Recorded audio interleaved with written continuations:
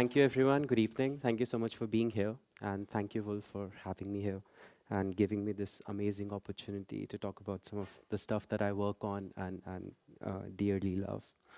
Uh, so I'll be talking about unraveling the mystery of dark matter with stellar streams. So just by a raise of hands, how many of us have heard the word dark matter or know what it, okay, so that's quite nice. Good. So I won't go into the detail. I'll just kind of surface through dark matter and eventually come to the stellar streams, which might be a new subject for most of us.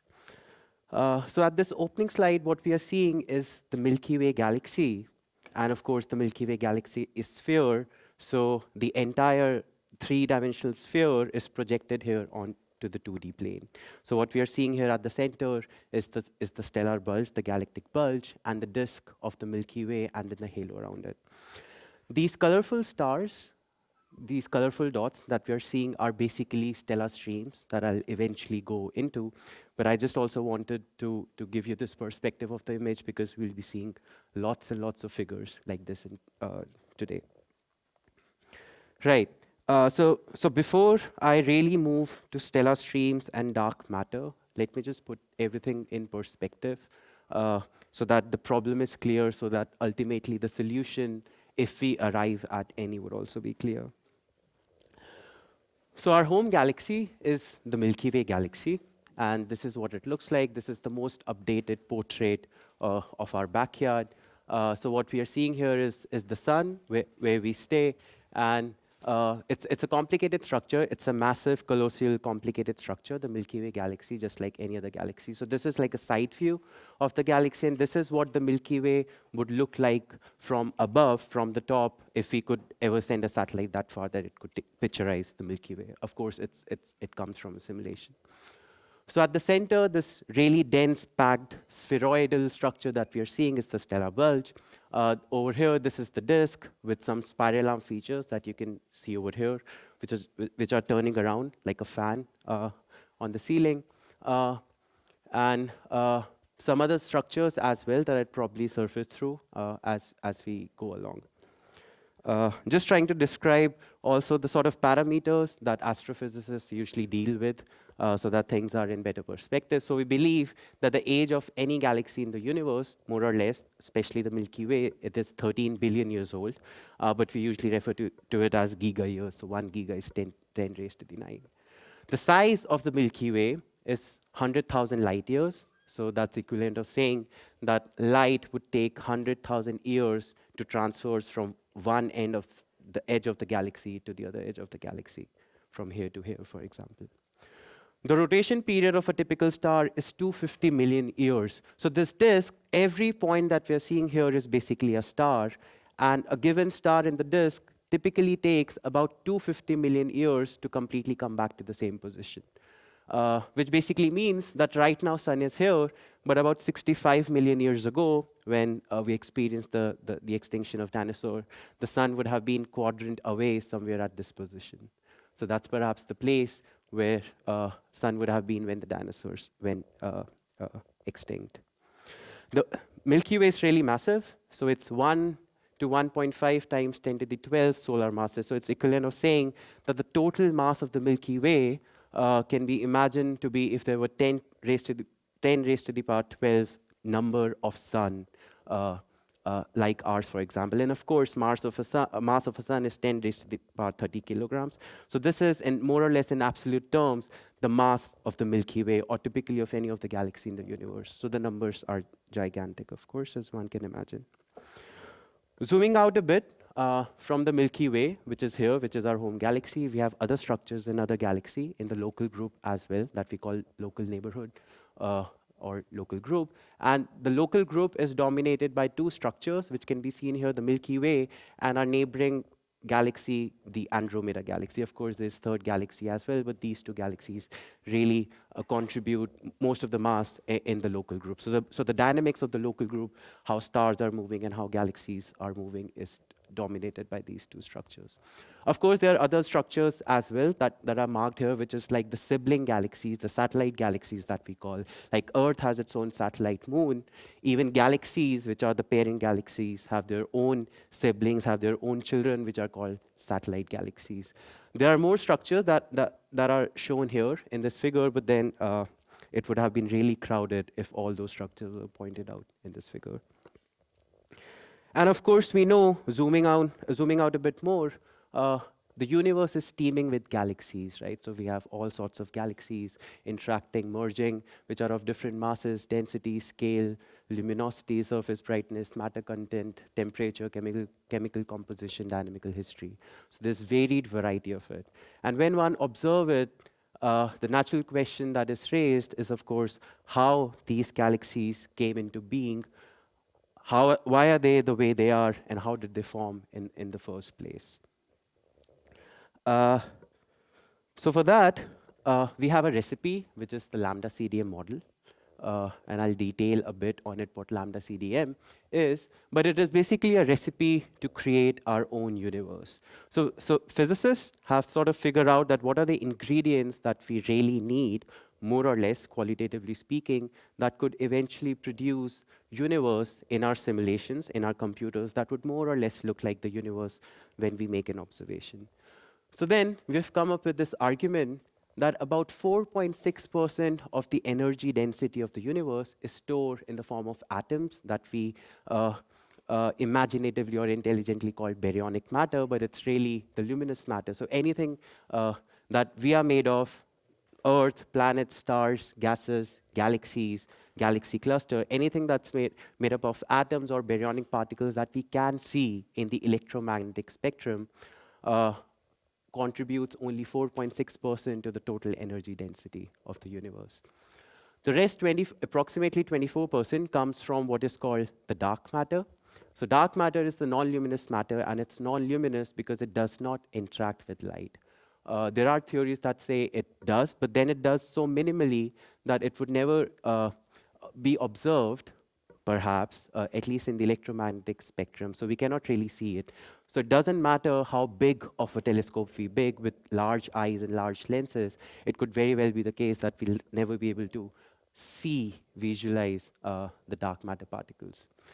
The rest, 71%, is stored in what is called dark energy, which is the cause of the expansion of the universe. So the universe is expanding, and it's dark energy that's behind it. But the real motive of the talk, the focus of the talk, would be dark matter and these atoms, because this matter, the luminous matter and the non-luminous matter, is what dominates the dynamics of the universe at galactic or subgalactic scales. So now, with our ingredients in hands, we are ready to cook our own universe. So what we'll do is that we have an equation for the dynamical evolution of the universe, because universe is a dynamic system.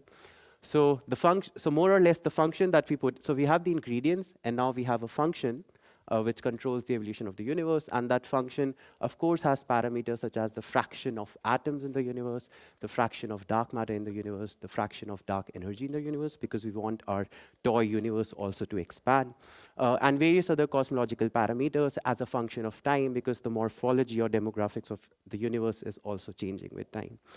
So we take our wonderful equation, and we take the ingredients, and we put it in a very supercomputer, because we want big computer which can basically handle tremendous amount of parameters and so on. And of course, we want to simulate, we want to run a simulation, we want to basically make a game that can run for 13.4 billion years.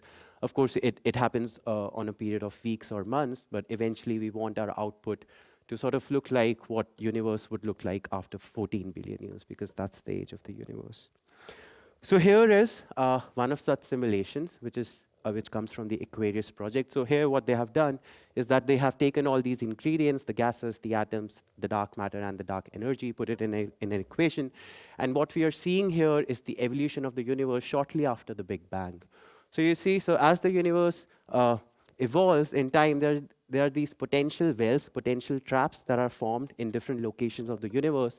And these potential wells basically trap and attract more matter, more dark matter, and more stars within it, forming more structures.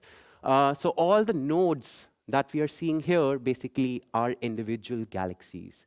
So it's really zoom out cosmological simulation, and all the Perber particles that we are seeing are dark matter particles, and these cosmological filaments, these web-like structures that we are seeing, are basically funneling all the matter into these nodes, forming bigger and bigger galactic structures. So this is called the hierarchical cosmological formation of the universe, and this is how we explain the galaxies that we are observing today would have basically formed over billion of year time. So now we are, of course, zooming in as the movie is progressing, because now we are focusing on, can we form something that looks like close to the Milky Way, or at least close to the galaxies that we observe in the local universe. So we see that, yes, we get something like the Milky Way, surrounded by those satellite galaxies that I showed you before that also exist in the local universe. So by running these simulations, of course, the idea is to understand the dynamics of the universe and eventually see how best we can describe, our toy model can basically describe or match the observations, because ultimately the idea is to match the observation to see what the nature is telling us and compare it with our theoretical predictions. So on large scales, Lambda CDM model works perfectly well. So here we are zooming into these nodes to see what structures look like, and more or less they look like the galaxies that we observe. So Lambda CDM model works exceptionally well at large scales, as can be seen here. So this is the structure of the universe observed by STS's survey. So it was a survey to observe the universe, and qualitatively speaking, it matches pretty well with the simulations that physicists generally run under the cosmological paradigm. So this is good. So at large scale, it's great. But then we realize that there are certain problems with this model, probably at smaller scale. So when we make small scale observations, not as big as this, but not as small as room as filled. Being an astrophysicist, for me, small means at galactic or subgalactic scale. So a few light years, of course, even bigger than solar system for that matter.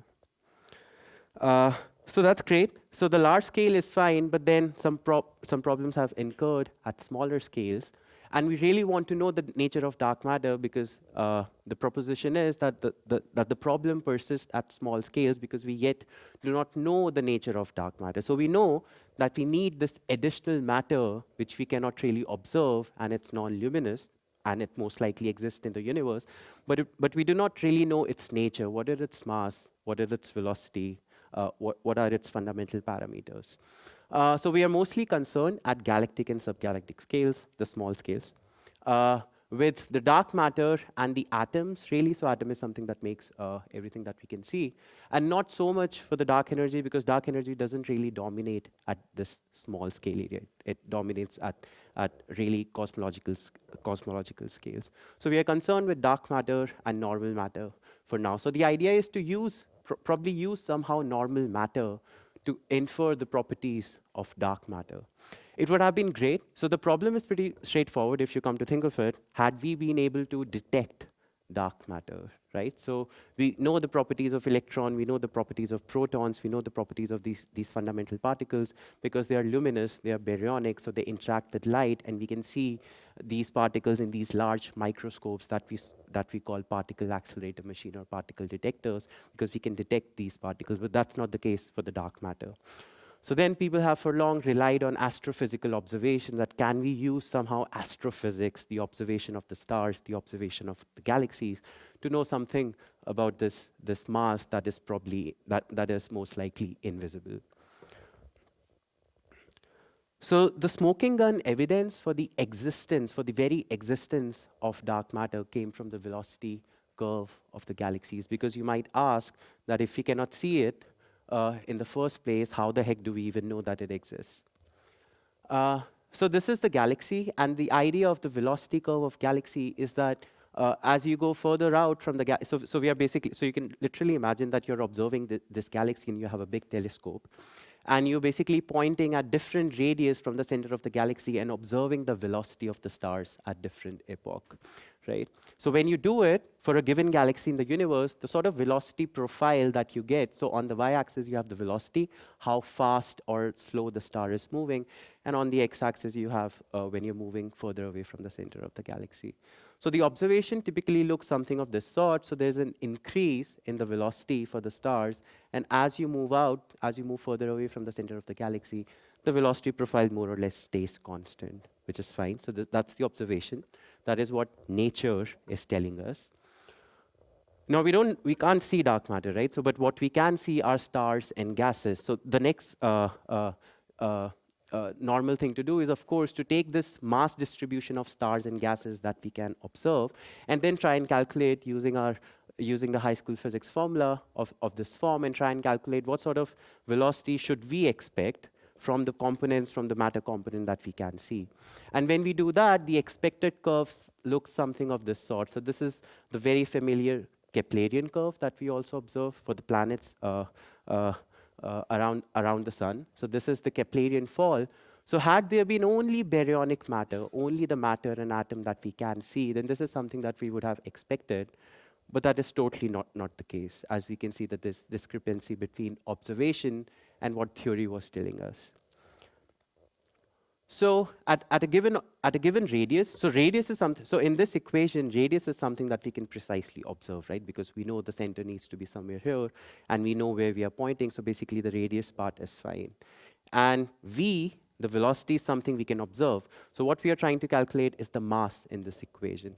And then we need, basically what this equation and observation is telling us, that we need this extra mass in the numerator over here to also increase the velocity. So that question mark over there is what turned out to be the missing mass problem, the mass we cannot see, and ultimately physicists coined the term dark matter for it. And this constant velocity profile that we can see over here that is wonderfully defying the Keplerian fall is a ubiquitous phenomenon. So that's something we observe for almost all the galaxies in the universe for which we have precise measurements of the velocity. So it's not that Milky Way is an outlier or there's just a single galaxy that is probably peculiar. It is all the galaxies that is peculiar. Or the other way to put it is that we are somehow missing the fundamental law in the physics, or we are missing some fundamental property that is not allowing us to reconstruct this sort of velocity profile. So that was one astrophysics. So this velocity curve was the first smoking gun evidence that sort of indicated that there's this missing matter, and probably we need to account for it somehow in our cosmological simulations or in astrophysical analysis. Now, with time, there are a plethora of other astrophysical observations as well that now exist that also points towards the idea that yes, there is some missing matter that needs to be taken into account. Whether you make cosmological observations like the famous cosmic microwave background map, or you observe galactic clusters and you sort of try to do gravitational lensing and try to infer the mass of very far off galaxy clusters, and even that suggests that, so every point over here is a galaxy, it's not a star. It's a galaxy, most of the points that we are seeing here. And these galaxies are also moving in a blob of dark matter. And their velocities can only be justified because they're moving with great speeds. Such a great speed can only be justified by saying that there's this additional mass which is not visible in our telescopes. And same was for this orbit simulation, that the high velocity of stars in a given galaxy can also be justified, the sort of orbits that these stars have, by accounting for this missing mass. So hopefully now the problem is kind of should be clear, that Lambda CDM says that there's a major fraction of matter in the universe that is invisible, because most likely it is not in the property of the dark matter itself to be visible to us in the electromagnetic spectrum, which is dark matter. And more than 80 to 90% of mass in a given galaxy is sourced by the presence of dark matter, which means 0.9 fraction of matter in a given galaxy is dark matter, which means it's the main driver of the dynamics of the galaxies, or the galaxies for the nearby galaxies or galaxies at local scales. So we really need to understand what dark matter is. Otherwise, we'll always get these biases in understanding how the universe really evolved. The sort of indication is that, that dark matter is probably cold.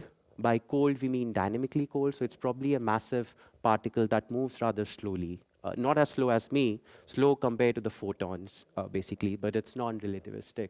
And it's also collisionless, probably, so if you'll have two dark matter particles, or if you just take any matter with dark matter, it will basically pass through. It won't collide. So that's one of the inferences that people have from observations, but it's still speculative. And also, we want to constrain the fundamental properties of the dark matter, because that's the ultimate treasure mine that we are after. And of course, our home galaxy, the Milky Way, is the best laboratory to study dark matter, because if it is coming down to astrophysical observations, because we haven't observed, really, we haven't detected the dark matter particles, so probably astrophysical and cosmological observations are the only means to actually infer properties of dark matter. So the Milky Way is the best laboratory, because the precise measurements that we have for the stars in the Milky Way, it's the best compared to we'll ever have for any other galaxies. So then the idea is that we want to probe the nature of dark matter, so know its mass, know its velocity, how it interacts, the fundamental properties that we usually expect to know for any given particle. Also to constrain the gravitational potential of the Milky Way and compare it with the gravitational potential that we get from the galaxies in the simulation based on Lambda CDM model. So trying to constrain the potential of the Milky Way and ultimately compare it what we expect from the theories. Also to constrain the density distribution of dark matter, because even that might, so density distribution of dark matter at Milky Way galaxy scales or even subgalactic scales, because even that might reveal some of the properties of dark matter. So this is the sort of things that we'll talk about now. So we want to understand the Milky Way and the dark matter distribution in the Milky Way.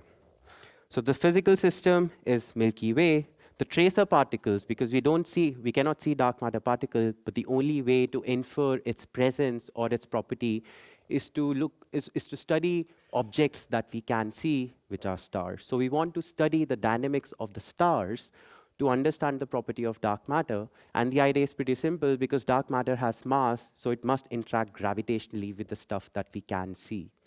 So by reading off the gravitational imprints of stars, it might encode some information about the distribution of dark matter. So the problem is pretty simple. So what we have is we have 6D information of stars in the galaxy. So we have the X, the position, X, Y, Z. We have V, the position, the velocity of stars, Vx, Vy, and Vz. And the naught here means at the present epoch. So this is something that I'll really appreciate if everyone understands, is that when it comes to galaxies or stars in a galaxy, we only have an observation at the present epoch. So we only have a snapshot of the observation, because the stars are so far off that we cannot really trace their orbits in the time, because as I've already mentioned, that they take million of years, or in some cases billion of years, to really go around the center of the galaxy. So this is not a problem when we do solar system studies, because we can actually see Mars or Mercury really going around the sun. So we know, so their orbits are already constrained. But when it comes to galaxies, we only have a snapshot at a given time, which is an observation taken over the years, but it still will only slightly see stars move. So we really do not constrain the orbit of a star. We have the measurement of their position and velocity at a given epoch. We have other information as well, like the chemical composition of stars, the temperature of stars, but let's leave that aside, because right now we just want to focus on the dynamics. So we have that snapshot distribution, what we physicists like to call the distribution function of the stars, the 6D distribution function of the stars. And then the idea is to understand the 6D distribution of stars, to understand the density the total matter density distribution of the Milky Way, which is a function of the density distribution of stars and gases plus the density distribution of dark matter. So this is something we can know because we can observe. Right? So this is something we can basically calculate just based on observation. So we use this, the 6D distribution function of stars, to calculate the density distribution of dark matter, which ultimately gives us the total density distribution of the Milky Way. But let me try and put this problem in a different perspective that might be familiar for most of us from high school physics. So the idea is that suppose to rephrase that problem in the solar system in the perspective of solar system. So if you only have, so we want to know the gravitational potential of the Milky Way by observing the snapshot of stars. So if you suppose, and just imagine for a while that if you only have the present day positions and velocities of the planets around the sun, do you think we can derive the force law? Or do we think we can derive the mass of the sun, for example? So if you think about it for a while, you'll hopefully realize that it's a hard problem. And it can only be solved under certain assumptions. For example, the system needs to be in equilibrium, so we'll assume if we do not have the full orbits of the planets around the sun, which we do, by the way, because it just takes a couple of years to actually observe planets going around the sun, depending on the distance from the sun. But if we only had a snapshot, then we will have to assume that the solar system is in equilibrium. The solar system is a steady-state system, so the potential is not evolving with time. It's a steady-state system. It's a bound system, so all the planets are bound. There are no flybys some of the planets. It's not that some of the planets are just coming from further out and just passing through the system. We know the 8 planets are really bound to it. The system is long-lived. This is something that, yes, so the system is long-lived. And we will also have to assume the spherical symmetry, just so that problem becomes easy to solve. So in principle, we don't need to assume this for the solar system, because we can basically observe the planets going around the sun. So it's not a problem. We know this is true, more or less. So then it's easy to solve this problem for the solar system. For Milky Way, we have to take certain assumptions, because we don't see stars going around the galaxy. So we don't know what stars are actually part of the Milky Way or are just passing by, or what their orbits are. So we assume that system is in equilibrium. It looks like Milky Way is in equilibrium. It's not just a rush of stars or a gush of stars going around. Seems like it's a steady state system. We have good reasons to believe that it more or less probably be time independent, the potential of the Milky Way. It looks like a bound system because more or less stars are spherically distributed around the Milky Way. So it looks like it's a bound system. And system is long-lived. This is a constraint that also comes from cosmological simulations. And one thing is that Milky Way is not spherically symmetric, so we incorporate some sort of complexities to account for this problem. And that's when we try to solve the potential of the galaxy using a bunch of stars. But even that turns out as a problem, because stars are not on regular orbits in the Milky Way, right? And we shouldn't expect them to be on regular orbits. So basically, if you have a bunch of stars distributed in the galaxy, they're just moving irregularly. So there is no any uniformity in the distribution of the orbits of these objects. So we want certain probes, so we want certain galactic tool for which we can constrain the orbit, because we know that orbits are very sensitive to the underlying gravitational potential or the underlying matter distribution for a given system. And this is something that comes from, again, high school physics. That if we have different sorts of potential, so here the red, these are 4 different systems, and the red dot here basically defines the system that we are in. So if there's just a single particle, then we know that the orbit of the tracer particle would be more or less circular. If it's an exponentially decaying disk, that can be seen here, if your stars are basically in an exponentially decaying disk form, then the orbits would be a bit more complex. If you have a ring, it will more or less look like a Kepler potential. And if you have a bar, like a chocolate bar placed at the center of the galaxy, then the orbits of the stars would be very chaotic. So we know that the orbits are quite sensitive to the underlying potential of the system. So we need something that looks like orbits so that we can really constrain with impeccable amount the underlying matter distribution of the galaxy, because the ultimate aim is to know the dark matter density distribution in the galaxy. And this brings me back to my very first slide, because this is where the stream, these structures that we are seeing here, these colorful structures that we are seeing, come into the picture, because it doesn't take much and one can easily realize that these string of stars more or less look like orbit already. So basically, these are a bunch of stars that are moving in the same direction, and they can be imagined like orbit segments with stars placed at different time positions along an orbit. So streams, it would be technically wrong thing to say, but streams can serve as a good substitute for orbit that has been cooked by the gravitational potential of the Milky Way. So bingo. So the idea is now to use the position and velocity of these stars to constrain the underlying potential of the galaxy. So I'll come back to that, but let me just first talk a bit about streams, that how do they form in the first place. So I'm showing here again the cosmological simulation, much like I showed before. So you have this main parent galaxy in the middle, and you had these satellite galaxy, the sibling. And as they fall, because of the underlying gravitational potential, the pull of the main galaxy, they basically get stretched by the tidal forces of the parent galaxy, and then they deform. And the star in this falling galaxy begins to distort and escape the potential well of this falling galaxy. And the stars escape. However, they remain on the same orbit of the progenitor, and they end up forming the string of stars that we are seeing here in this simulation. So I know it's a bit messy, but to be quite honest, even the Milky Way is, so we couldn't do any better. This is the end of simulation. So some of the streams, these string of stars that are now formed, can be seen here at the end of the simulation, and these are the remaining progenitors that more or less perhaps didn't disrupt, but these are the tidal debris, the stellar debris that emanated from this falling satellite galaxy.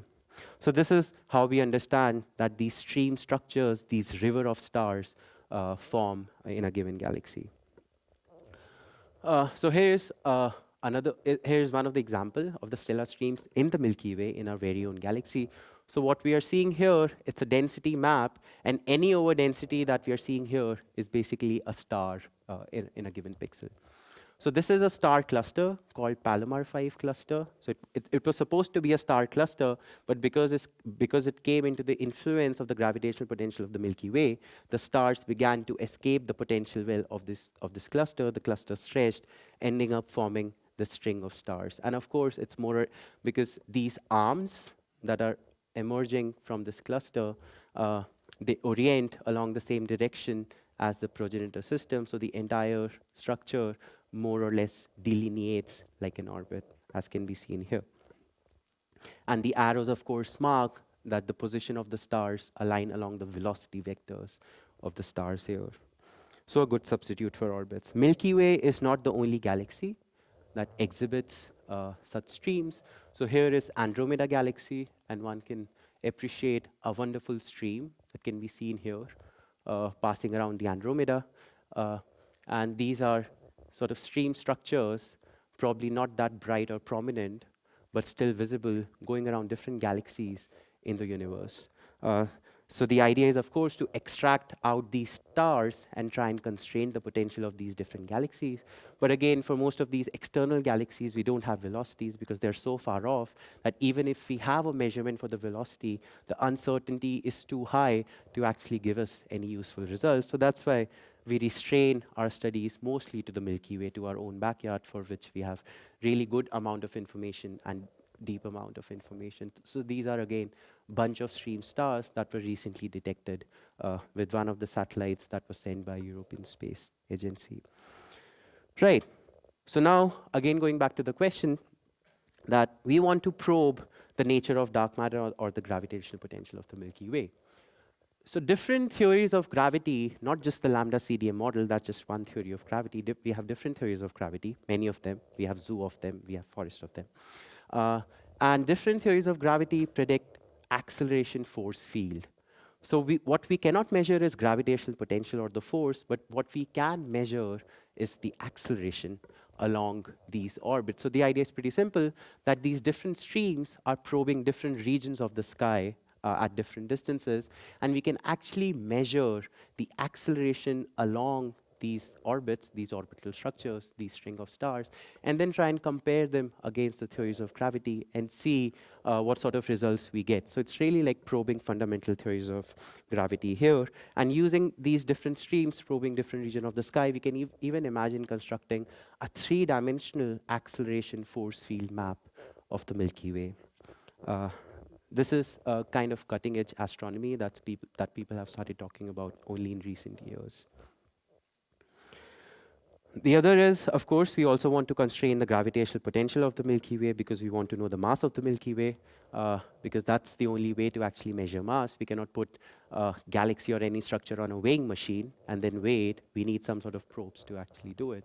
So then we don't know what gravitational potential of the Milky Way is. So we have different forms of gravitational potential. We have different models. And then the idea is to take this model, integrate millions or even billions of orbits if it takes, and try to fit it through the data. So this is the red and blue stars are here data for one of the streams in the Milky Way, in the position space, in distance, in velocity, and also in velocity. And in different potential model, try to fit these integrated orbits through the data and then see which potential model wins. Because the one potential model that is able to best fit through the data sort of suggests that that's the closest that we can get to the actual potential of the galaxy. And ultimately, the idea is, of course, to constrain the shape of the dark matter halo. So the Milky Way galaxy sits in a halo of dark matter. So the sort of constraints that we can talk about is the shape of the halo, that how these dark matter particles are distributed at galactic scales, and also trying to constrain the mass of the Milky Way, because that is also important to put things in cosmological perspective. One of the last things that I would like to talk about is probing the fundamental properties of dark matter. So until now, I've talked about how to use streams to probe galactic scales of matter distribution or dark matter distribution, but really talking about the fundamental properties of dark matter now. So these are 3 different simulations here, produced in a similar way as I've shown before. And here, the only difference between these 3 simulations, the other thing is that all the particles that we are seeing in this simulation is only dark matter. So these are the things we cannot see in real life, but of course we can see it in simulation because that's the game that we are running, so of course we can see it. The only difference between these 3 simulations is that we have changed the mass of the dark matter. That's the only difference. And as one can see that it has repercussions, it has effects on the galactic scales if we change the fundamental property, the mass of the dark matter. So the center here is the center of the galaxy, and all of this is galaxy. And one prominent feature that comes out is that if the mass of the dark matter, if dark matter is really massive, so 10 to the 9 electron volts, for example, then there's too much of substructureness in the galaxy. There are different structures and dark matter subhalos, as we call it over here. And this structureness, this lumpiness, sort of reduces as we go down to the mass of 10 to the 6, of the mass of the order of electrons, so 0.5 mega electron volt. And the structureness sort of reduces. The structureness further reduces, and the dark matter sort of behaves like a gaseous mixture of dark matter particles if we go down to the mass of 10 to the minus 22 electron volts, so almost massless. So basically, by changing the fundamental property, we are changing the dynamics or the structure distribution of dark matter in the galaxies. But then the idea is that can we somehow see this in observation and then try and infer what sort of property dark matter has? So again, streams provide a wonderful avenue to test this. How is that? Remember that stream, the stellar stream, is a continuous string of stars. So one can imagine that as stream evolves or orbits around the galaxy, maybe a given structure, maybe a given non-luminous dark substructure can pass through this stream, continuous string of stars, creating certain perturbation that can eventually evolve in a gap. So the idea is that if you see this continuous string of stars with a gap somewhere in the middle, then that's basically suggesting that at some point in its life, it interacted with, or it collided with a dark matter substructure. So which is kind of nice. And these are the sort of gap features that people are actually seeing now in the observations. So this is one of the very well-famous stream of the Milky Way galaxy, which is called GD1 for some reason. And one can easily notice this gap feature along the stream, which is quite nice. Right, so how to know the nature of dark matter? So you can imagine that if you have different streams probing, again, different region of the sky, different depth of the galaxy, then one can imagine creating this 3-dimensional gap and then trying to see these gaps produced in streams in the Milky Way, and statistically speaking, try to know that what sort of dark matter mass model could have created the number of gaps that we are seeing in different streams. So putting it crudely, if you observe many streams having many gap features, then that would sort of advocate for a dark matter which is very cold and very massive. But if we see streams with more or less no gaps, but sort of fluffiness in the stream with high velocity dispersion, that might advocate for a fuzzy dark matter, meaning very low mass particles. So these are the sort of astrophysical constraints that we are trying to obtain through these studies. So this has brought me to my second last slide. Is I also thought of talking a bit about the Gaia data. So I'm sure everyone is familiar with European Space Agency, which started this very ambitious mission in 2013 of sending a satellite named Gaia in 2013 into the space. And the idea of Gaia is to measure positions and distances and velocities of over billion stars of the Milky Way for the first time with unprecedented accuracy. And of course, the ultimate idea of Gaia mission is to understand the galaxy formation, the galactic structure of the Milky Way, and of course also to nail down the dark matter properties or how it's distributed in the Milky Way. So one thing would probably be nice is to just go on their website, which is very interactive, and try and see what sort of cool science European Space Agency is currently doing. And Gaia is, of course, one of their highlights that might interest you, if none of the previous slides did. Yeah, so coming to the conclusion, Lambda CDM model suggests that 85% of the mass budget of the universe is sourced by the invisible matter, dark matter, and understanding its nature is quite important because it is the main driver of the cosmology of galactic structures at galactic and subgalactic scales. Milky Way is, of course, an amazing laboratory because the amount of information that we'll have for Milky Way at any given era would be much more better than we'll ever have for any other galaxy in the universe. Stellar stream structures offer very exciting avenue to constrain fundamental properties of dark matter, as I've shown, and hopefully you're excited or convinced at some level. And the idea is to understand the morphology or the dynamics of the streams to try and extract out some sort of encoded information in the streams about the dark matter. And yes, the advent of ESA Gaia. So one of the data of ESA, where they gave the position and velocity for many stars in our galaxy last year, has opened an exciting new panoramic window out to our galaxy because they provided velocities for tremendous amount of stars in our galaxy. Thereby, because I'm highlighting because this is something that was done for the first time. Because we deal with velocities every day, but really observing velocities of the stars for galaxies and stars in galaxies is very challenging. So this is something that was done recently. And of course, people are analyzing this data, and they will be analyzing for coming few years, probably decade. So I hope you stay updated with some of the cool science that might lie ahead. Thank you so much for your attention.